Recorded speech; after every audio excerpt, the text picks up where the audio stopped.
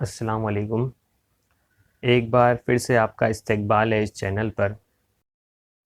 Class 10th English के second unit का 5th point है ये book review Swami and friends.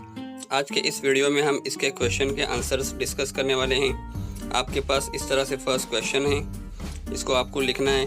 ज़रा बड़ा क्वेश्चन है, ये लेंथी क्वेश्चन है। उसके आंसर्स यहाँ पर पीछे दिए जा रहे हैं। आप इस तरह से इसको देखकर इसकी हेल्प से इसके आंसर को अपनी कॉपी में लिख सकते हैं। यहाँ पर सारे आंसर दिए जा रहे हैं, को रिव्यू करना है, बुक रिव्यू। उसके बाद सेकंड क्वेश्चन है, look inside your thinking that.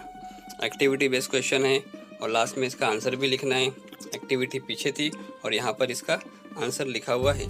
इस तरह से आप इस आंसर को देखकर अपनी कॉपी में इसको कंप्लीट कर सकते हैं। उसके बाद जब आगे जाएंगे आपको थर्ड क्वेश्चन मिलेगा।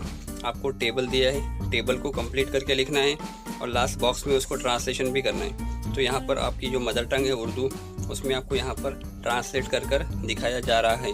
इस तरह से आप इसको देखकर अपना टेबल कंप्लीट कर सकते हैं। उसके बाद जो नेक्स्ट क्वेश्चन है, find from the lesson the noun form of.